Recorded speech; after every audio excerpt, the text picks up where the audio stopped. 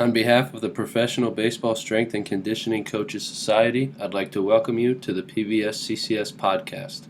I'm your host, Chris Messina.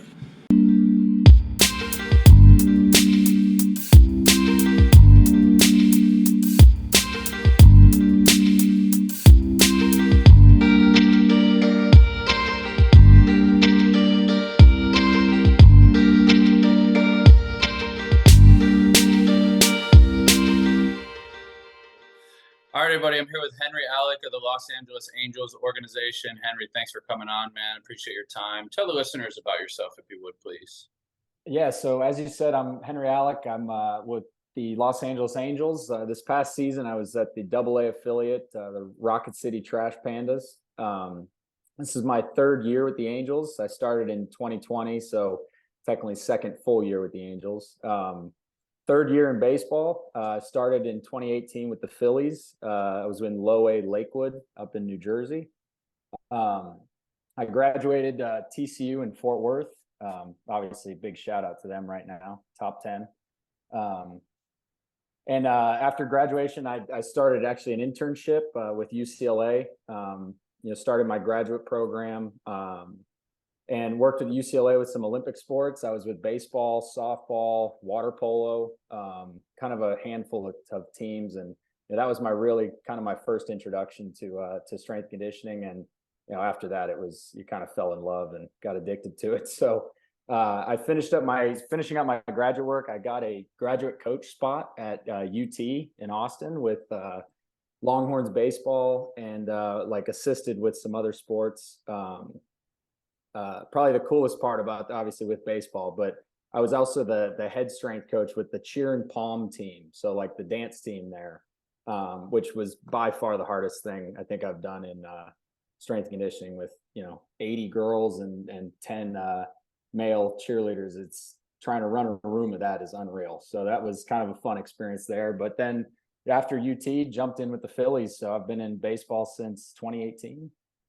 So when you were at TCU, you didn't get any chance to work in the weight room there or anything? Not with them, no. And so that was something that, and I've had a relationship with Zach a little bit through text and email, and that was about it. So that's something that, I got the opportunity down there, and I should have jumped on it down there if I could have. But, I think where I've been, UCLA and Texas, it's just being immersed in different D1 cultures was eye-opening for sure. And, I have beyond a lot of respect for TCU sports. So, and what Zach does there for sure. Yeah, absolutely. He's the best.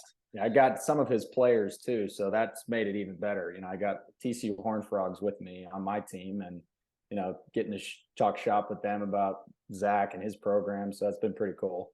Yeah, that's awesome. Do you think the cheer experience helped you in baseball? Like, absolutely. I know they're not like necessarily connected, but you think it helped? Dude, I think just in strength conditioning, that was, I had to pretty much learn to run a program of 80 athletes. And I say athletes because they were, some of those cheerleaders, it's the most unbelievable. They can do pull-ups for days. Climb a rope.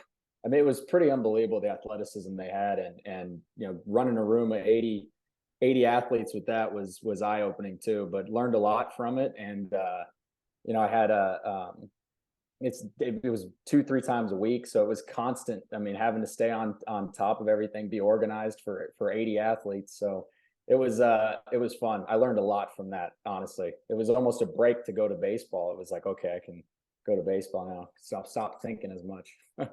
I feel like that's the best experience, right? Like when I was a GA, I had baseball, softball, women's soccer were my teams, and then all the other GAs I was close with, so we all just kind of helped each other's teams out. And I felt the same way. Like there were some teams where I was like mentally exhausted, and then I went to baseball, and I have a very clear view of what I want you guys to do, and I need you to do this. Just do it. And then some of the other teams, like one of my buddies was the women's volleyball team, and it was like interesting to see, like they were all very tall, very like springy, and then like getting them to squat, they were a little uncoordinated. Like it was just interesting. But I think those experiences are really valuable for when you come to professional baseball, because we get a lot of players of different shapes and sizes and different training ages and different cultures and things like that. So I could see. definitely was a big part of it. I mean, just they have positions too. There's a base, there's flyers, and so just having to train kind of differently with them, and honestly, just like baseball, it's a long season, so it's getting them to be focused and change it up and kind of compete with it a little bit. That was kind of the fun part of it, is getting them engaged every week, because they still have cheer practice to do. And talk about brutal. That was watching those practices. I mean, it was hours and hours of practice that they'd be there. And, so it's kind of the weight room where you tried to make it for them a little bit of a kind of a headspace to kind of clear their head and just, hey, 45 minutes with me, we'll roll this, have fun, and get out, and get to class. Yeah, It was a good experience. it's definitely like you watch them during games and things like that, and it's just so choreographed and so like Unreal. perfectly aligned, and Yeah. they're all so strong and Yeah. springy, and Oh, like it's crazy. these are like closet, like really freaky athletes. Unbelievable. Yeah. And I've worked with some gymnasts too. I was at a facility working with gymnasts, and that too. I mean, it was like I had a 13-year-old girl that you're trying to teach them some movements, and once they get it, they pick it up. Like teaching an RDL, a hinge pattern, like that can be brutal, right? Sometimes, but they teach it, they feel it one time, and they got it. And it's just like their sport. I mean, in gymnastics and cheerleading, they have to, feel those movements to get them. They do it over and over again. But I mean, it was remarkable working with some of these athletes. It's crazy. Yeah, I've always said if we end up having kids, I want them to either do No, karate or gymnastics. absolutely. Just Dude, I said the exact same thing to my wife with our son now. I was like, dude, he's gonna do karate or gymnastics. Absolutely. I was like, get him going. yeah, just the body awareness and Yeah. the relative strength and all of that. Just I think it goes a long way. And I've even seen some guys that had done it as kids, and they're like, "Hey, look at this thing I can do." And I'm like, "How can you do that?" Like, "Oh, I learned it in gymnastics when I was 8." And then I'm like, Oh yeah. "And it stuck with you?" And they're like, "Yeah, Oh I yeah. just know how to do it." So Unreal, man. We had a pitcher this year who did gymnastics growing up, and he could do a backflip. We'd run sprints, he'd come back, hit a backflip. mhm. Jesus, dude. I'm like, I Yeah. can't teach you that one. Sorry. No, yeah, exactly. So getting into your professional baseball life, like what is your best professional baseball story that you have so far?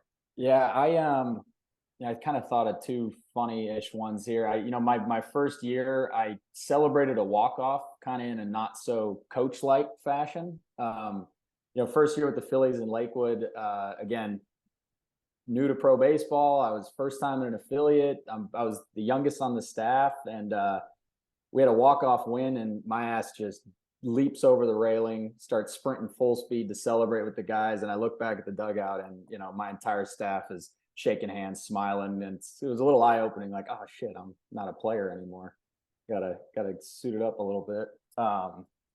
And then this past season, kind of one that stuck with me, and just being in minor league baseball. Last season, I was in high A with Tri-City with the Angels, and we played up in Everett. Our manager gets tossed mid-game. Of course, their clubhouse is in no man's land, left field, and the exit for it, of course, is behind the dugout, through the concessions, and then through the concourse. So, of course, manager goes, "Hey, kind of escort me up there." I'm like, "Yeah, I gotcha." So we walk out through the concessions into the concourse, and I mean, he's full uniform.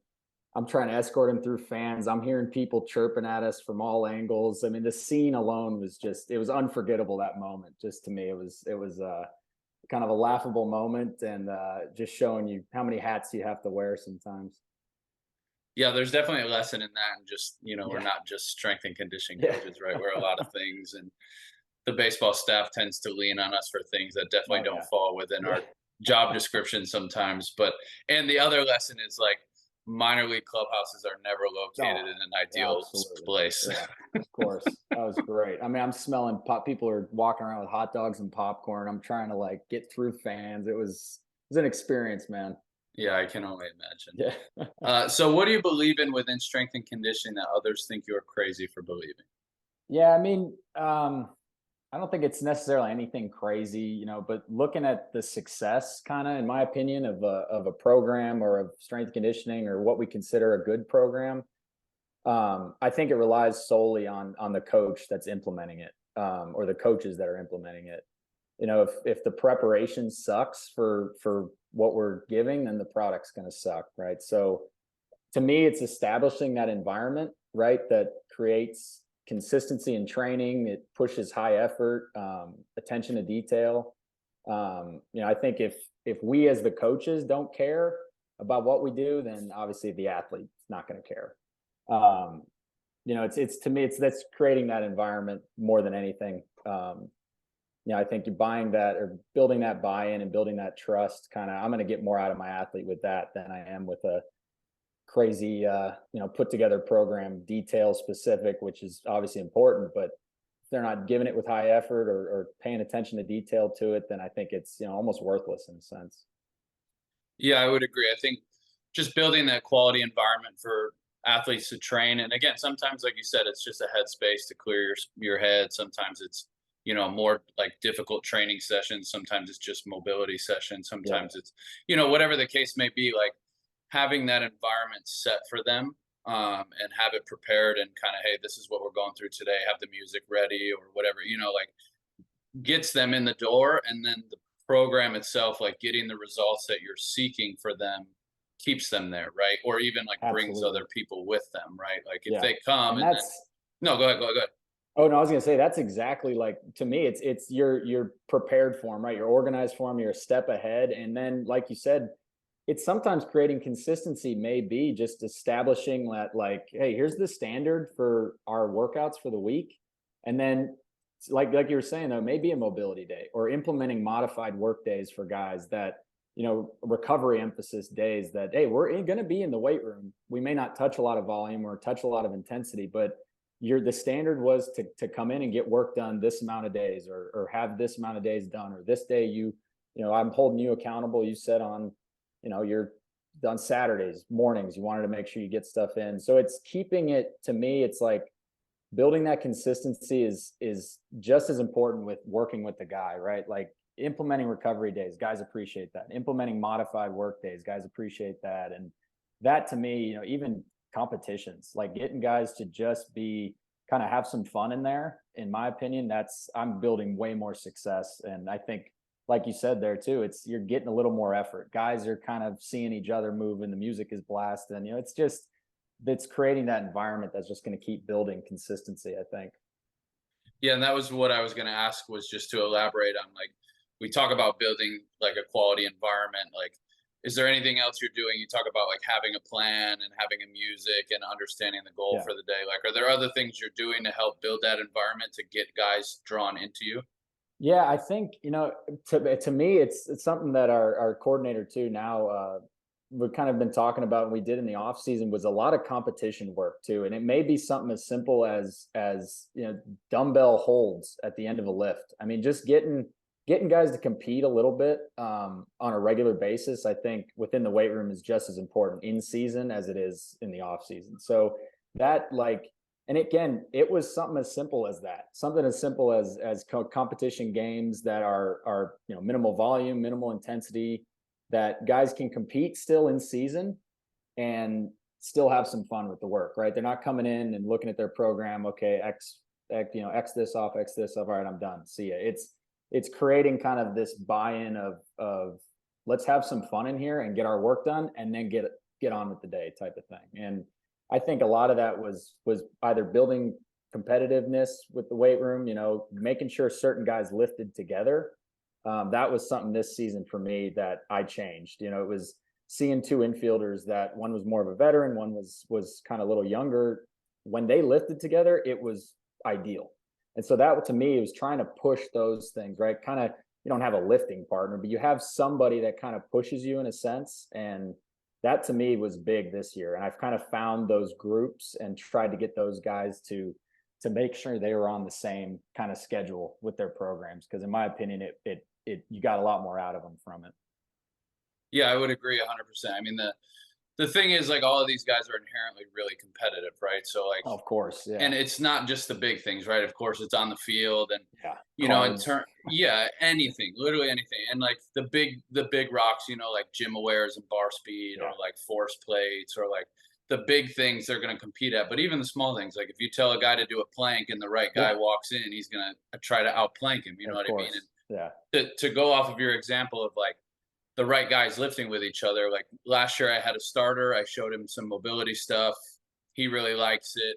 And one of the other starters walks in, like, "Oh, what are you doing?" And he's like, "Oh, I'm doing mobility." All right, let me Yeah. see if I can beat you in that. And I'm like, Yeah. "It's just mobility." Yeah. And It's then not a before you know competition. it, like all four starters who are not pitching that day are all doing it together and Exactly. like talking shit to each other Yeah, of and like, course. "Come on, dude, you can get deeper than that. Like you can hold Yeah. that higher than that." And I'm like, "You guys are unbelievable." Oh, But it's at the same amazing. time, like you said, if it's appropriate and the intensity is appropriate, the volume is appropriate, like you Yeah. might as well play off of that competition True. because they're Yeah. all going to compete. Like, Of course, yeah, and that's funny you say it's even a mobility day. It's like similar situations. You've taken a guy through some work, some extra work, and somebody sees it. And not only they interested, like, hey, what are you guys doing? But it's how do I get better at this now? And I love that. Yeah, and it's watching those two guys compete with hell stretching. Like you don't see that, but it's entertaining, and that's their kind of their mindset. yeah, I would agree. So I think to the big point, right, is like just creating that environment comes down to the pre-planning, like you talked about, having your ducks in a row, like understanding the goal for the training sessions, and then just taking advantage of guys' natural competitiveness. Yeah, yeah, How about success? I have you on. I don't know if this one's going to come out before or after the strength coach of the year one, I but you were gotcha. the strength coach of the year in Double A. And so first and foremost, congrats to you. And again, there Thank is you. a group episode. But just what do you believe makes a strength and conditioning coach successful? Maybe at the affiliate, and then just more specifically, like in general. Yeah. I think within baseball, especially at the affiliate, the third, again, it's only I say it's only my third full season at an affiliate, but to me, it's this season especially, it's understanding that no matter what, you gotta embrace the hecticness of the day, and I know everyone's talked about that. I heard this was kind of I was an intern at UCLA, and the term be comfortable with being uncomfortable, right? And so it's embracing the chaos of what's happening to the day to day, staying prepared, learning to change on the fly. Like we always talk about too, the schedule's in play. We have a plan in place for the day, for the week, for the month, whether it's a program or pitchers rotation, but being prepared for when your players are there to work, being organized, being detailed. And I like the term just embracing it all. Like you're just taking it all in every day and knowing that, like, again, you get to have fun today, and we want our guys to get our work in, but embracing it all too. I think that's just the affiliate life to me, is having to understand how to embrace the chaos. How From about a more in kind of general? yeah, in general, from a strength and conditioning standpoint, it's something I've learned over the years for sure, is understanding the why to everything we do. I know we've heard that before, but it truly, I've worked with some combine guys after my first season in baseball, and the educating, we're using force plates and using technology that, again, it's over guys' heads a lot of the time, but educating them enough to understand the application of what we're doing, right? So like why this benefits them, why this benefits the team, why this benefits performance. Whether it's introductory middle school kids on how to weightlift properly, or whether it's pro baseball players, it's getting them to understand there's the reason for why we're doing things. And I'm big on them asking me questions, and I say it in season all the time. I'm like, dude, talk to me. Like if you see something or why we're doing something, like I want to answer those questions, because one, it shows you that you can trust me, that I know what I'm talking about, in a sense where I have a plan and a reason for it. That I think is important more than anything. There's new technology and new techniques all the time, and understanding the why to why we're doing things is, I think, above all, the most important. Yeah, when I was at TCU, we had to do a sample program, and that was one of the things that Zach really harped on, was like, have a reason for everything that you write in your program. Like, there's Yeah. no point that I should point something out and be like, why do you have this? And you don't have a reason. And we did that. We sat down, we went over the program, and he asked one of the most, like, I don't know, I had like a different position for like a anti-rotation hold, and he was like, "Why are you doing this position instead of that position?" And I was like, "Well, this," and he was like, "Okay, Yeah. as long as Yeah. you have You a had a reason, reason. like Exactly. I wouldn't do it this way, but I Yeah. understand because you have a reason." Like I Yeah. think that goes a long way. And then the other side of that too is like having the reason why you don't have something in your program, right? Because guys are going to Sure. come to you and they're going to say, "Oh, I saw this. Why don't we do Yeah. this?" And then you have to have a reason to not Yeah. have things. So you can't Yeah. include everything, right? Like, Oh, 100%. you know what I Yeah. mean? You have to filter things, and sometimes guys are going to come to you like, "I want to do this. Why don't we do Yeah. this?" Well, Yeah. like, I don't know. Okay, Yeah. well, I'm going to do it then. You know what I Yeah. mean? Like, you have to have Or a it's reason. it's always that, or it's fine. There may be questions that I asked in a season that I'm like, dude, I don't have the answer to that, but Mhm. I will find the answer to that. And Yeah. whether it's contacting the nutritionist or talking to the trainer, it's like I want to show you guys there's a why to it. There's a reason for it. I'm gonna find out the answer, but it's 100% agree. There's a why to why this was done a certain way versus why it wasn't done a different way. Yeah, and even as far as reaching out to those coaches, right? Like Yeah. the guy shows you, hey, this guy's doing this exercise. Why don't we do this? Well, let me get that guy's info. I'll reach out and see how he plans it, he Yeah. programs it, what his progressions are, and then I'll get back to you, right? And then the key there is following up with the guy, A right? Like, 100%. Yeah. don't just leave him hanging Yeah. out there, and then 2 weeks later he's like, hey, did you ever figure this out for me or not? Yeah. Like, oh You no, got I no didn't. answer. Yeah. No, Okay, well, agreed. I'm gonna do it then since you Yeah. didn't look for it. You know what I mean? So, how about advice for others in the field? Maybe young coaches just looking to get in, new to pro ball, or just older coaches that have been around a long time that are listening. Just any advice you have. Yeah. For starters, the getting into it, I think doing an internship is ideal in my opinion. I learned more about kind of my weaknesses as a coach and as a person than anything. It's going through the trenches of it a little bit. And for most of us that have done an internship, I'm sure we've all dealt with the same thing. You're up early setting up, you're out late breaking down, and that to me was eye opening, and it really approved. Out of the five of us that may start an internship, it's how many are going to continue on into this field, and it's kind of it's being battle tested in that sense. So I think that's above all important to put yourself through that before you even dive into this field, because it's grueling. And then just in general, kind of like just staying relevant with topics. I think that's something that I've tried to do. I've heard that term before. It's adding tools to your toolbox or tool belt, and understanding new methods to explore. You may never use any of them, but guarantee a player has heard of them or has done things before, and they're going to ask you questions about it. And like we just talked about, it's knowing the why or having a reason, or exploring new topics in the field, and at least having an understanding of what it might be. For example, the athletes this year, they see FRC, right? Everyone's doing certain things with FRC now. So players who come to me with questions about it, it helped me that I've taken the course, that I understand the concepts, and okay, they want to implement certain things. So to me, it's staying relevant on whatever the new topics are or old topics that you need to refresh on. I mean, that to me is important. Yeah, the FRC, that's a good example. I think a lot of people are using that now, and I saw that as well. And when I was living in Arizona, they had like the course at the Yeah. Rockies facility, and it was a bunch of teams coming. And I'm friends with the Rockies coordinator. I was like, I need to get into this, and he was like, Yeah. well, it's kind of teams. And I was like, no, no, no, like I will pay my way. I don't like because I know it's that important. Like I Of know it's that course. Yeah. relevant, and so sometimes you have to go out of your way to figure these things out. And of course it's it's online. I could have Yeah. just looked up, but like I got the full course, and it was the FRC FRA, so there was a little bit of extra involved in there. But totally agree with you on staying relevant. And then on the other side of that, the first part you're talking about with an internship, one of the things you said that I haven't really thought about is like how many will last after this internship. And I think about like when I first started school, I was an engineering major, chem engineering, and they told us 2 out of 3 are going to make it. So if you look left and you look right, one of you is not going to make it. And I Yeah. told the guy on my left and my right, so you guys don't have to worry. I'm going to be the one that doesn't. Like I don't belong here. Yeah. And I transferred everything, whatever. But now, like thinking about my internship, we had 5 of us, and the one guy I've stayed closest to just got a director job in college, and then That's awesome. the other 3 guys, to be honest, like I'm not really sure. I don't think they're doing strength and conditioning. They may be doing like private setting, but like Yeah.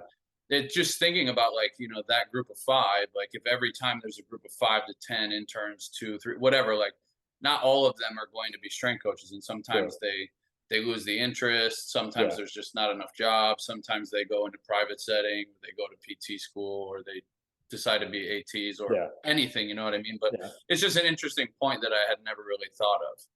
Yeah, and that to me, you're right. And it's not like, it's not like someone's fizzling out of it. It's just maybe the interest is lost, not knowing, what it entailed, and then kind of seeing it day to day and being like, whoa, this is, I like this side of it better. And it's I 100% agree. It's who's left standing in the field you thought you wanted to start in. You know what I mean? And even the path, like I kind of knew baseball was my path in a sense, starting at UCLA with baseball, and that was my background, and being at UT with baseball. But even then, it was, I had an opportunity to go be a GA at a football program, and I didn't take that. But it was something that, like, that was a different path, and maybe that wouldn't have worked for me, and whatever it might be. It's even within strength conditioning, what paths are kind of ideal for yourself as a coach.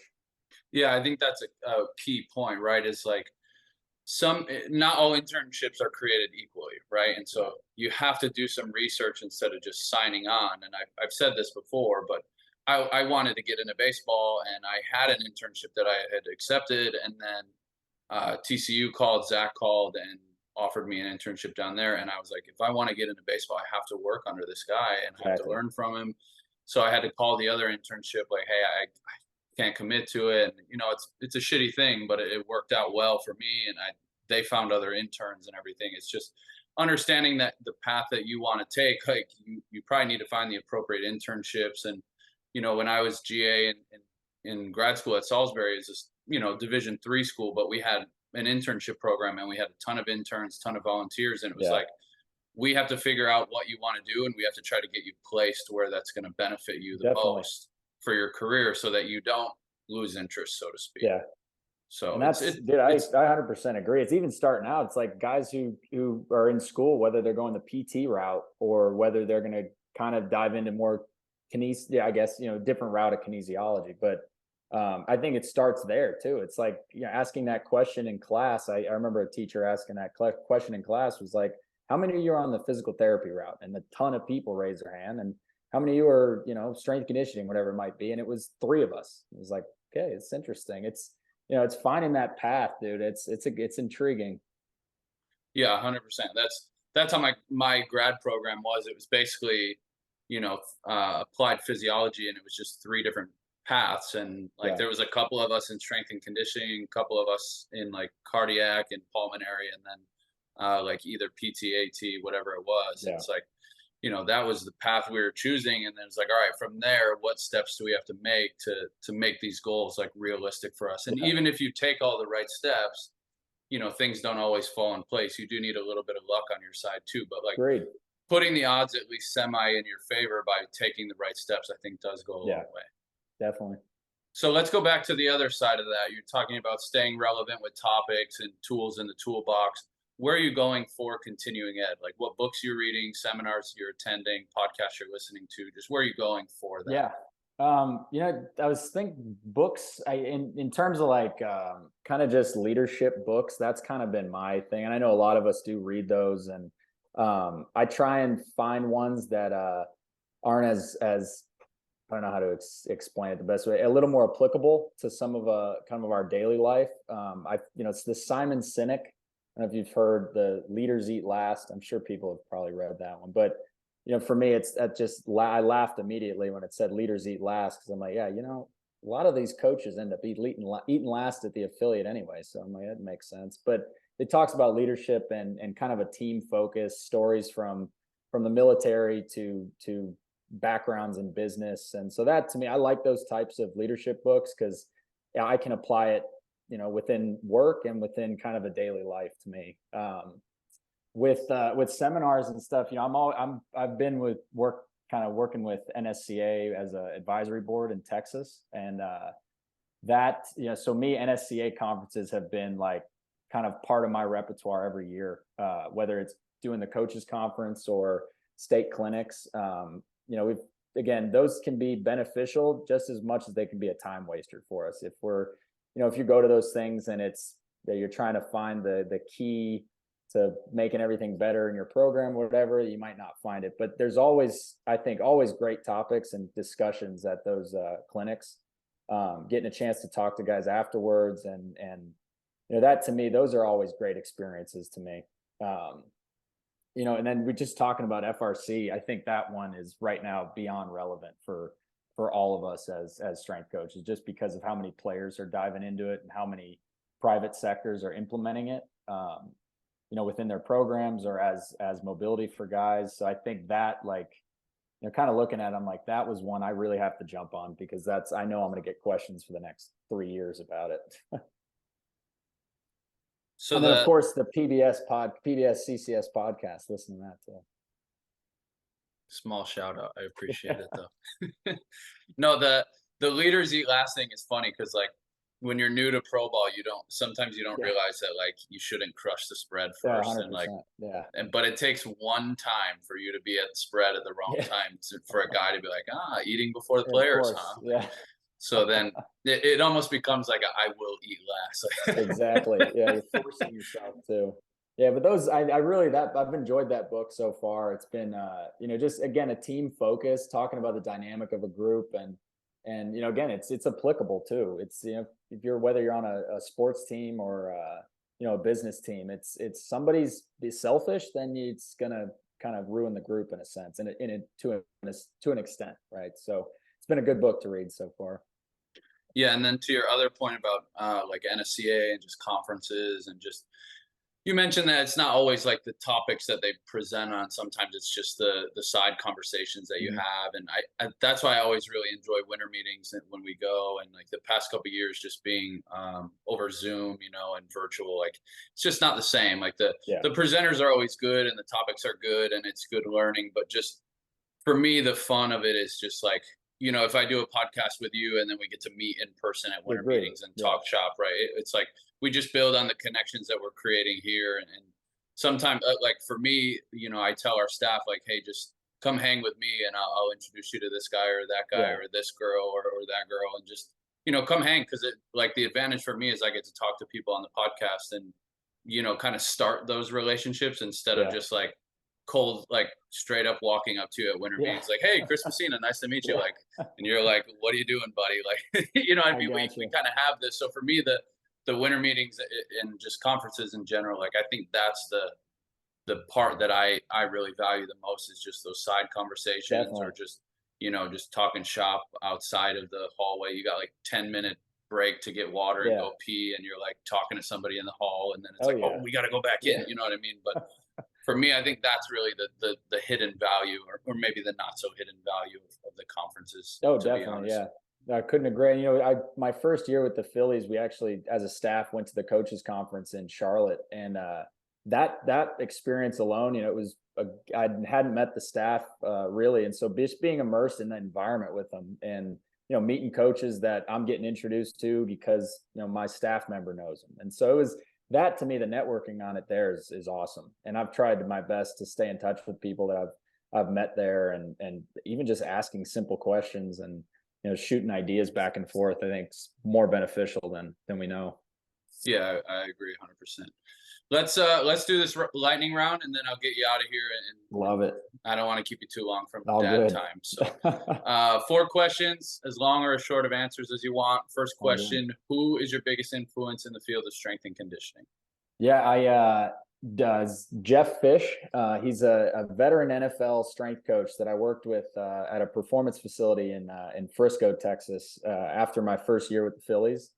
He's been a mentor, leader to me, major influence on my kind of career path, helped me mature as a coach. I just a lot of respect for that guy, and kind of how he taught me to mature and be a coach. And it definitely set me up to be more successful when I got back into baseball. Being confident more than anything. So that guy, a lot of respect for him, man. One piece of equipment to train with, what would it be?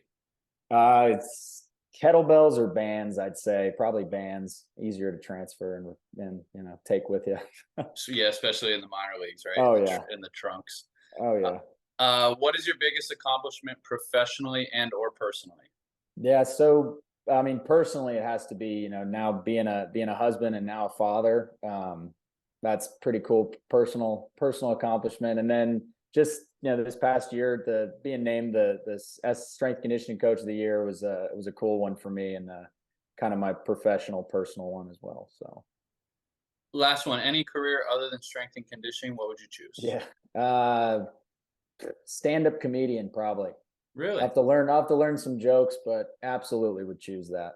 Interesting. Interesting. Henry, it's been good to get to know you just between this one and the AA one that we recorded, Definitely. the Strength Coach of the Year. And if the listeners want to get in touch with you more, where can we get in contact? Social media, or is there a better place? Yeah, so I'm my Angels email, henry.alec@angels.com. Feel free to questions, comments, whatever.